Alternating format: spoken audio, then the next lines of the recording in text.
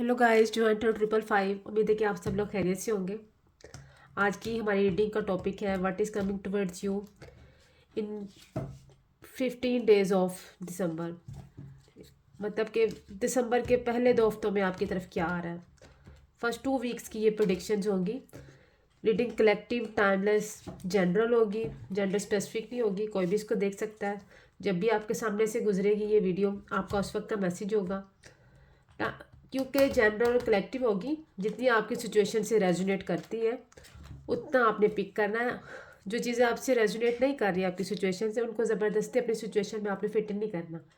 वैसे तो ये रीडिंग एज अ गाइडेंस होती है, तो इसको एज अ गाइडेंस आपने लेना है। ये 15 डेज़ की प्रिडिक्शन होंगी दिसंबर के फर्स्ट 2 वीक्स की। चलिए कार्ड्स को शफल करते हैं ताकि आपकी एनर्जीज को मैं पिक कर सकूं।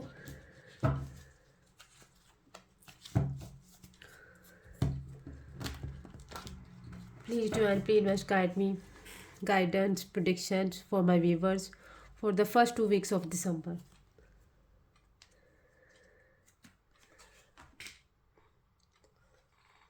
Seven of Pentacles, Earth Element, Nine of Wands, Ace of Cup,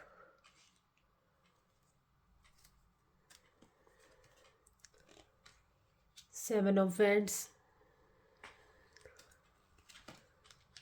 Two of Cups, Sun। और बॉटम ऑफ द डेक में 5 of Wands का कार्ड है। देखिए, first of 2 weeks of December confuse नज़र आ रहे हैं। किसी भी अपॉर्चुनिटी को लेके आप कंफ्यूज लग रहे हैं। हो सकता है कोई आप इंटरव्यू वगैरह दिए हो आपने, लेकिन आप डिसाइड नहीं कर पा रहे कि मुझे इस जॉब की तरफ जाना भी चाहिए कि नहीं। और हो सकता है कि कुछ जॉब्स में आपको फेलियर का सामना करना पड़ा हो, तो आप डर रहे हो कि पता नहीं मुझे यहाँ पे भी सक्सेस मिलेगी कि नहीं। लेकिन ठीक है, किसी न किसी ऑफ़र का वेट कर रहे हैं। ऑफ़र आपको मिलती हुई भी दिख रही है। फर्स्ट 15 डेज ऑफ दिसंबर आपने काफ़ी एफर्ट भी पुट की हुई है किसी भी किस्म के जॉब इंटरव्यूज़ के लिए। तो ठीक है, आप कंफ्यूज मत हो, डरे मत कि पता नहीं इस जगह पे भी आपको अपॉइंटमेंट मिलेगी, यहाँ पे भी आपको आपकी कमिटमेंट होगी, इस जॉब में भी आपको ऑफ़र मिलेगी। तो यहाँ पे आपके लिए एक सक्सेसफुल आपका इंटरव्यू होता हुआ दिख रहा है। आप जॉब पे अपॉइंट होते हुए दिख रहे हैं। मतलब जो आपकी फीलिंग्स हैं, जो आप चाह रहे हैं कि मुझे यहाँ से ऑफ़र आए, ऐसा होता हुआ दिख रहा है। और आपकी लाइफ में ब्लेसिंग्स आ रही हैं, हैप्पीनेस आ रही है, ग्रोथ आ रही है। लेकिन आपको किसी भी किस्म के कॉन्फ्लिक्ट से बचना है, किसी भी किस्म के आर्ग्यूमेंट से बचना है। करियर फील्ड में भी, क्योंकि अभी जस्ट हम करियर को डिस्कस कर रहे हैं, तो बगैर किसी वजह के किसी से आर्ग्यूमेंट ना करें। क्योंकि सिचुएशन ऐसी बनी हुई है कि आप अंदर से मायूस हैं, डरे हुए हैं, कंफ्यूज हैं, डिसाइड भी नहीं कुछ कर पा रहे। या शायद जो माजी में जो भी हुआ आपके साथ करियर में होपलेस हुए हैं। तो इस सिचुएशन में इंसान लड़ाई झगड़े करता है, वो भी बगैर किसी वजह के। क्योंकि 5 of Wands का कार्ड भी तब भी आता है जब आप बगैर किसी वजह से लोगों के साथ लड़ रहे होते हैं, झगड़ रहे होते हैं, आर्ग्यूमेंट कर रहे होते हैं। तो आपको इस चीज़ से मना किया जा रहा है कि आपको फजूल बगैर किसी रीज़न के किसी से आर्ग्यूमेंट नहीं करना। फोकस्ड रहना। जिस चीज़ का आप वेट कर रहे हैं वो आपकी तरफ आती हुई दिख रही है ऑफ़र, जिसके लिए आपने काफ़ी एफर्ट भी की है। जो आप चाह रहे हैं जिस तरह की ऑफ़र आपको मिले, तो ये मिलती हुई भी आपको दिख रही है। आपको कंफ्यूज नहीं होना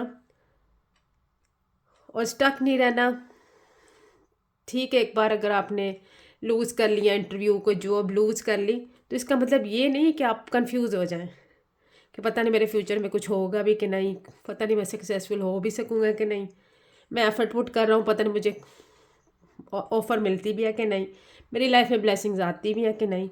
इन सब चीज़ों को लेके माइंड में आप किसी उलझन का शिकार ना हो, और ना इस उलझन में आप किसी के साथ कोई आर्ग्यूमेंट करें।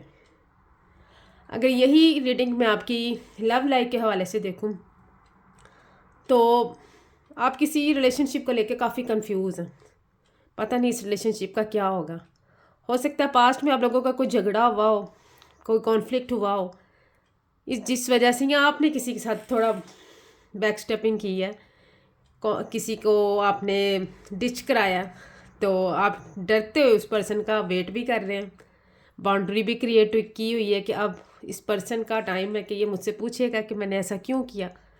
ठीक है, डर भी रहे हैं और वेट भी कर रहे हैं उसकी तरफ से ऑफ़र का, उसकी तरफ से कॉल का, मैसेज का, उसके लव जेस्चर का वेट भी कर रहे हैं, क्योंकि ठीक है इस रिलेशनशिप में आपने भी एफर्ट की थी। आप डर तो रहे हैं लेकिन ठीक है, आपके पर्सन की तरफ और आपकी तरफ, दोनों की तरफ फीलिंग सेम है। दोनों ही ब्लेसिंग्स चाह रहे हैं, दोनों ही हैप्पी एक दोबारा से स्टार्ट चाह रहे हैं, हैप्पी लाइफ चाह रहे हैं, हैप्पी मैरिड लाइफ चाह रहे हैं, सब कुछ चाह रहे हैं। तो आप दोनों ही एक दूसरे की फीलिंग्स को, इमोशंस को मिरर भी करते हुए दिख रहे हैं। आपकी लाइफ में ब्लेसिंग, हैप्पीनेस भी आ रही है और एक नई शुरुआत भी हो रही है। तो इसलिए मज़ीद कॉन्फ्लिक्ट में, अनडिसाइडेड एनर्जीज़ में रहने की बजाय, आर्ग्यूमेंट करने की बजाय, आप एक दूसरे के साथ अपने इमोशंस को, लव जेस्चर्स को जो है वो एक दूसरे के साथ शेयर करें, एक्सचेंज करें। एक लव इमोशंस का कप एक दूसरे के साथ एक्सचेंज करें, आपकी सिचुएशन बेहतर होगी। एक नया सूरज तलू होता हुआ भी दिख रहा है आपकी सिचुएशन में। कन्फ्यूजन से बाहर निकले, बिला वजह के कॉन्फ्लिक्ट में ना पड़े। जो हो गया उसको याद करने का कोई फ़ायदा नहीं है। आप ऑलरेडी इस रिलेशनशिप में एफर्ट पुट कर चुके हैं, जस्ट अब थोड़ी सी आपको और मेहनत करनी है, पेशेंस का मुजाहरा करना है। तो दोनों चाहते तो एक ही है, कमिटमेंट, हैप्पी मैरिड लाइफ चाहते हैं। तो बजाय कि कंफ्यूज हों, बाउंड्री क्रिएट करें, एक दूसरे के साथ अपने लव केयर इमोशंस को शेयर करें, एक्सचेंज करें, तो आपकी तरफ हैप्पीनेस आ रही है। इन चीज़ों को माइंड में रखिए, एज अ गाइडेंस इस रीडिंग को लें। जिससे ये सिचुएशन मैच करती है काइंडली कमेंट सेक्शन में मुझे ज़रूर बताएं। अगर किसी को मज़ीद जानना है, पर्सनल रीडिंग लेनी है, डिटेल में कुछ पता करना है, तो मेरा कॉन्टैक्ट नंबर दिया होगा डिस्क्रिप्शन में, आप कॉन्टैक्ट कर सकते हैं। पर्सनल रीडिंग्स कभी भी फ्री ऑफ कॉस्ट नहीं होती, तो काइंडली इस चीज़ को माइंड में रखिएगा। डिवाइन टैरो 555 को यूट्यूब पे, इंस्टा पे, फेसबुक पे, टिकटॉक पे फॉलो करें। आपकी फॉलोशिप, सब्सक्रिप्शन मेरे लिए एक सपोर्ट होगी। So keep supporting me. मिलते हैं नई टॉपिक पे, नई रीडिंग में। आप मुझे सुजेस्ट भी कर सकते हैं कि मैं किस टॉपिक पे वीडियो बनाऊं। तो तब तक अपना बहुत सारा ख्याल रखिएगा। Take care, bye.